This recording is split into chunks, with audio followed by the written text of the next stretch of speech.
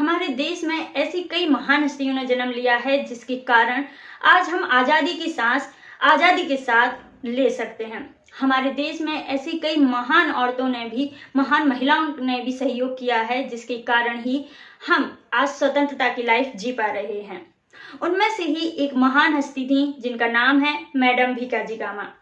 अब मैडम भीकाजी कामा के बारे में जानना हमें जरूरी क्यों है? क्योंकि ये वह महिला हैं जिन्होंने पहले आजाद भारत का झंडा पहली बार लहराया था, और वो भी अपने भारत में नहीं विदेश में लहराया था। इसीलिए इनके बारे में पढ़ना और जानना बहुत जरूरी हो जाता है। ये चाहती तो अपनी लाइफ बड़ी आसानी से और स्वतंत्रता के साथ जी सकती थी, लेकिन इन्होंने अपनी पूरी जिंदगी भारत की देश की आज़ादी में लगा दी, और जिसका परिणाम भी ये हुआ कि आज भारतवासी यानी हम सब स्वतंत्रता से जी रहे हैं।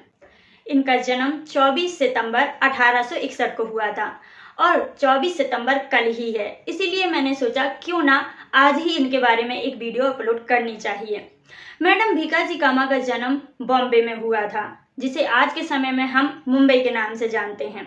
इनका जन्म एक पारसी परिवार में हुआ था, जो परिवार बहुत ही सुखद और समृद्ध परिवार था। इनके पिताजी शिक्षा से एक वकील थे और व्यवसाय से एक बिजनेसमैन थे। इनकी माता का नाम जयजीबाई स्वराज्जी था और इनके पिता का नाम स्वराज्जी पटेल था।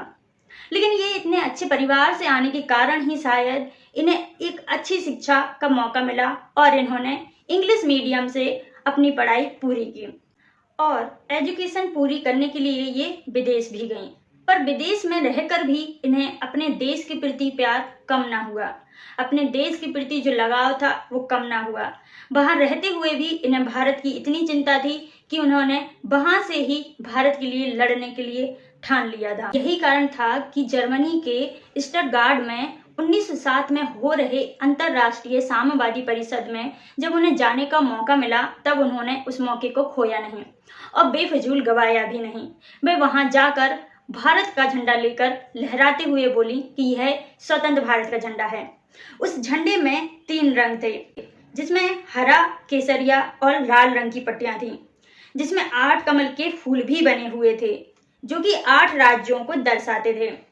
उनमें हरा रंग साहस और उत्साह का प्रतीक था, जिसमें लाल रंग शक्ति का और केसरिया रंग विजय का प्रतीक था। उस झंडे में वंदे मातरम भी बड़े अक्षरों में लिखा हुआ था। यह झंडा आज के झंडे से अलग दिखता था, लेकिन इस झंडे ने भारत की दुर्दशा विदेशों तक पहुंचा दी थी, जिसमें मुख्य रूप से भूमिका निभाने वाली मैडम भीकाजी कामा थी।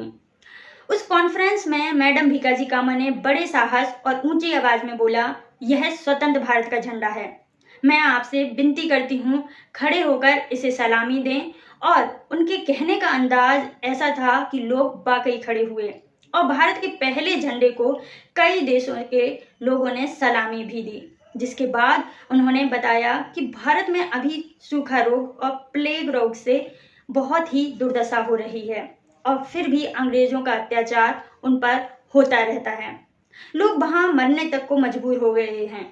उनके इस लेक्चर से लोगों को समझ आ गया था कि भारत वाकई बहुत बुरे समय से गुजर रहा है, और अब भारत को आजाद करने में हमें भी साथ देना चाहिए। और इस तरह मैडम भीकाजी कामा ने देश से दूर रहकर भी देश की आजादी के लिए एक मुख्य भूमिका निभाई थी, और यही कारण है कि हम इस महान हस्ती को आज भी याद करते हैं और कहीं कहीं इनके बारे में पढ़ाया भी जाता है।